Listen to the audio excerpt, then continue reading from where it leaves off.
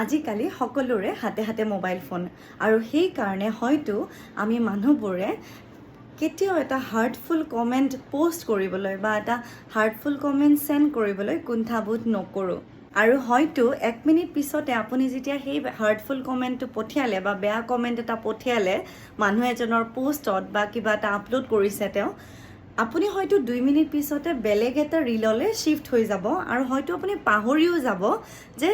কাবাক আপুনি অলৰেডি কিবা এটা বেয়াকৈ কৈছে হয়তো সেই মানুহজনৰ কাৰণে সেই পোষ্টটো বা সেই যিটো ভিডিঅ' তেওঁ বনাইছিলে হয়তো বহুত কষ্ট কৰি বনাইছিলে বহুত কনফিডেন্স লৈ পেলাই বনাইছিলে হয়তো বছৰ বছৰ ধৰি তেওঁৰ সেই কনফিডেন্সটো ঘূৰি আহিবলৈ বহুত আৰু বছৰ লাগি যাব সেই কাৰণে আমেৰিকান সাইকোলজিক্যাল এছ'চিয়েশ্যনে এটা ৰিচাৰ্চ ষ্টাডি কৰিছিলে আৰু সেই ৰিচাৰ্চ ষ্টাডিটোত তেওঁলোকে গম পাইছে যে চাইবাৰ বুলিঙৰ সদায় এটা এছ'চিয়েশ্যন বিচাৰি পাইছে ষ্ট্ৰেছৰ লগত এনজাইটিৰ লগত আৰু ডিপ্ৰেছিভ চিমটমছৰ লগত আপুনি নজনাকৈ হয়তো কিমান মানুহৰ মনত কষ্ট দিছে বা কিমান মানুহৰ কনফিডেন্স ভাঙিছে হয়তো আপুনি কেতিয়াও ভাবিও নাপাব আৰু সেই কাৰণে নেক্সট টাইম যেতিয়া আপুনি কোনোবাক এটা কমেণ্ট দিব বা কিবা এটা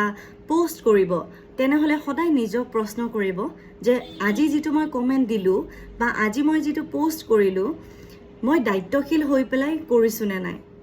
আৰু এইটোৰ কেতিয়াবা আমাৰ সমাজখনত কিবা বেয়া প্ৰভাৱ পৰিব নে নপৰে আৰু 2 নম্বৰতে আপুনি আৰু এটা প্ৰশ্ন নিজক কৰিব পাৰে যে মানুহজন যদি মোৰ সন্মুখত বহি থাকিল হয় তেনেহলে